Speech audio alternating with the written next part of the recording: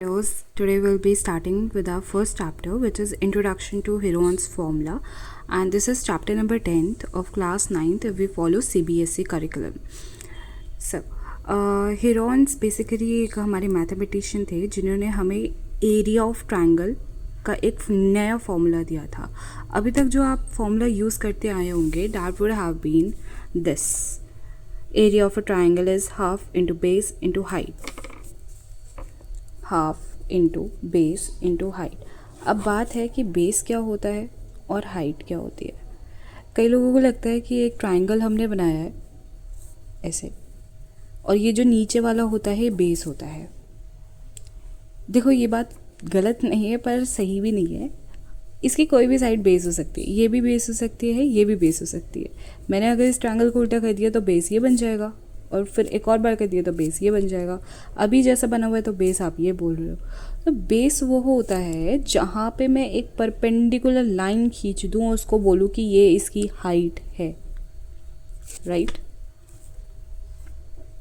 Perpendicular समझते हो कि सीधी एक लाइन, एक नीचे हॉरिजॉन्टल लाइन और एक वर्टिकल लाइन जो आपस में 90 डिग्रीज बना रही हो. तो जो नीचे हॉरिजॉन्टल वाली होगी उसको हम बेस बोल देते हैं, और जो सीधी होगी उसे हम हाइट बोल देते हैं. तो वो यहाँ इस पे भी बन सकती है, इस पे भी बन सकती है और इस पे भी बन सकती है. राइट? ओके. तो अगर हमें बेस पता हो और हाइट बहुत इंपॉर्टेंट है गाइज. हाइट ट्रायंगल के अंदर बनती है, और कभी कभी जैसे राइट एंगल ट्रायंगल में ये ही हाइट हो जाती है हमारी. ठीक है? तो ये पता हो तो हम इस फॉर्मूला से निकाल सकते हैं. बट हम नया फॉर्मूला क्यों पढ़ रहे हैं? क्योंकि हिरोन्स ने हमें हाइट निकाल दिया इस कॉन्सेप्ट से. जो आप हिरोन्स का फॉर्मूला पढ़ोगे उसमें बेस तो होगा लेकिन हाइट नहीं होगी.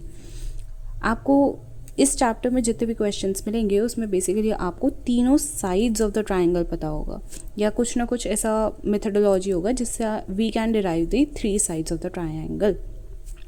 तो बेसिकली हम इसमें ट्रायंगल्स की बात करेंगे और उनकी साइड्स की बात करेंगे. तो हमें पता होना चाहिए कि ट्रायंगल्स कितने टाइप के होते हैं on the basis of their sides. देखो, ट्रायंगल की बहुत सारी बाइफिकेशंस हो सकती हैं. जैसे एंगल के बेसिस पे होती है acute angle, obtuse angle, right angle, but वो हमने यहाँ पे नहीं कंसीडर करना है. यहाँ पे हम सिर्फ साइड्स के बेसिस पे इन्हें क्लासीफाई करेंगे. तो ये क्लासिफिकेशन रहता है साइड्स के बेसिस पे. एक होता है आपका इक्विलेटरल ट्रायंगल जहाँ तीनों साइड बराबर होती हैं, मतलब लेंथ में तीनों एक जैसी होंगी. फिर आता है isosceles, which is 2 side same length की होगी और तीसरी साइड अलग होगी.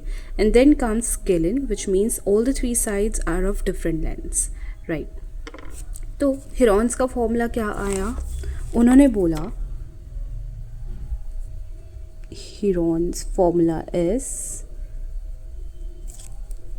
under root s minus a multiply s minus b multiply s minus c is equals to area of the triangle having sides a, b and c.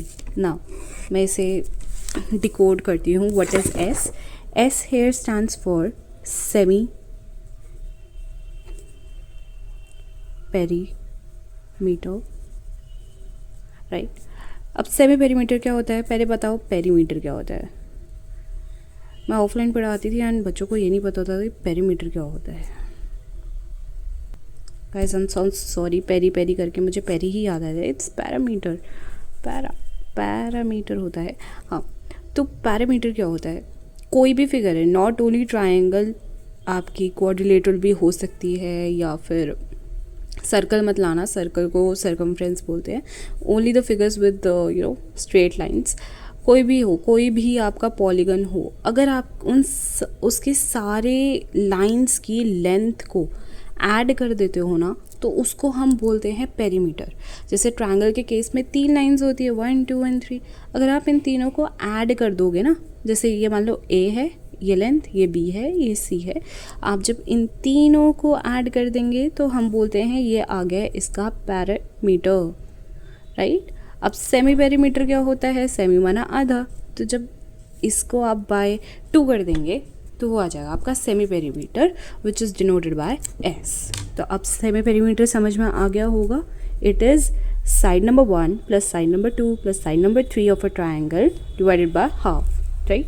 This is S, जो इस formula में S के नाम से है। A first side, B second side, C third side. बस पूरे chapter में यही है, कहीं ना कहीं से हमें तीनों साइड निकालनी है और हमें इस फॉर्मूला में अप्लाई करके उसका एरिया निकाल देना है उस ट्राइंगल का। तो हमारी रिक्वायरमेंट होगी ऑल 3 साइड्स हमें कैसे भी करके निकालनी है। और फॉर्मूला क्या है, under root S semi perimeter multiply, bracket है ना, ब्रैकेट और इसके बीच में कुछ नहीं है, मतलब मल्टीप्लाई है, S minus A multiply S minus B multiply S minus C.